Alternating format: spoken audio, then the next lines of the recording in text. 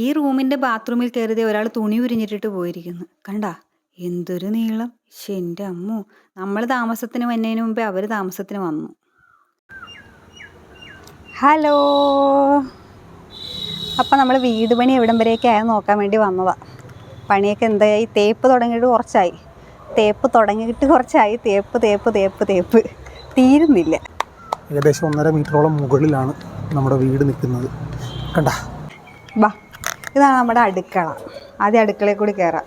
കുറച്ച് ദിവസമായി പണി തുടങ്ങിയിട്ട്, പക്ഷെ തീരുന്നില്ല മക്കളെ, തീരുന്നില്ല. എന്താണെന്നറിയാൻ പാടില്ല. തേപ്പ് എങ്ങനെ പോയാലും ഭയങ്കര പണിയാണെന്നാണ് പറയണത്. പെട്ടെന്ന് എടിപിടിന്ന് തീർക്കാൻ പറ്റത്തില്ല. കെട്ടിപ്പൊങ്ങുന്നത് പെട്ടെന്നാണ്, പക്ഷെ തേച്ച് ഓരോ 1.5 തേപ്പാണ് ഇവിടെ നടന്നുകൊണ്ടിരിക്കുന്നത്. വേറൊരു കാര്യം പറയാനുണ്ട്. നമ്മുടെ എല്ലാ റൂമിലും എല്ലാ സ്ഥലത്തും ഒരു വോൾ അവർ തേക്കത്തില്ല. എന്തുകൊണ്ടാണ് നമ്മൾ ഫിനിഷ് ചെയ്ത് പോകുന്ന അവരുടെ അടുത്ത് പറയും, പക്ഷെ അവർ ഒരു വോൾ ഇങ്ങനെ ഒഴിച്ചിട്ടേ അത് തേക്കത്തില്ല.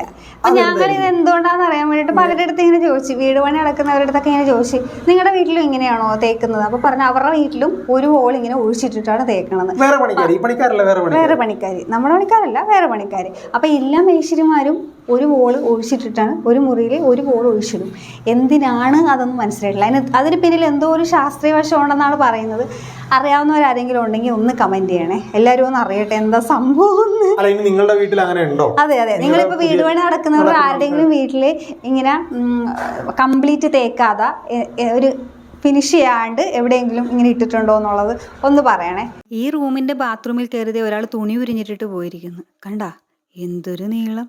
എൻ്റെ അമ്മോ, നമ്മൾ താമസത്തിന് വന്നതിന് മുമ്പേ അവർ താമസത്തിന് വന്നു.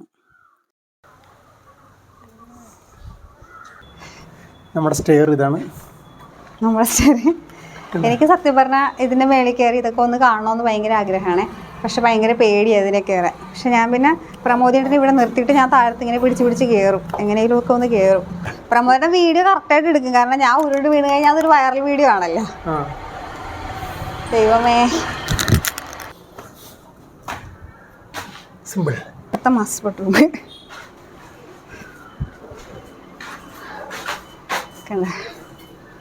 ഇവിടെ പണിക്കായിട്ടുള്ള സാധനങ്ങളൊക്കെ എടുത്തു വെച്ചിരിക്കുക, മണ്ണും ഇതൊക്കെ നിറച്ച് വെച്ചിരിക്കുവാണ്.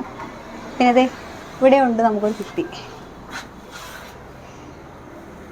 ശാസ്ത്രീയവശം നമ്മുടെ ബാൽക്കണി.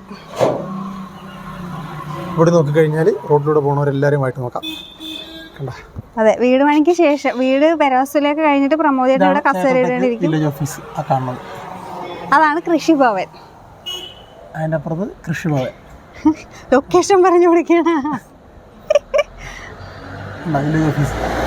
അപ്പൊ ഇവിടെ ഉണ്ട് നമുക്ക് ആ ഒരു ഇതിൽ മാങ്ങ ഉണ്ടാകുമ്പോഴത്തേക്ക് നമുക്ക് സിമ്പിളായിട്ട് മാങ്ങയൊക്കെ പറിച്ചെടുക്കാം. അപ്പോൾ ഇതൊക്കെയാണ് നമ്മുടെ വീടിൻ്റെ പുതിയ വിശേഷങ്ങൾ. ഇപ്പോൾ ചിങ്ങത്തിലോട്ടൊക്കെ താമസിക്കാൻ പറ്റുമെന്നാണ് ഇങ്ങനെ പ്രതീക്ഷിക്കുന്നത്. അപ്പോൾ നിങ്ങളുടെ പ്രാർത്ഥനയും സപ്പോർട്ടും എപ്പോഴും ഞങ്ങളോടൊപ്പം ഉണ്ടാവണം. അപ്പോൾ അടുത്ത വീഡിയോ ആയിട്ട് വീണ്ടും വരാം. ബൈ.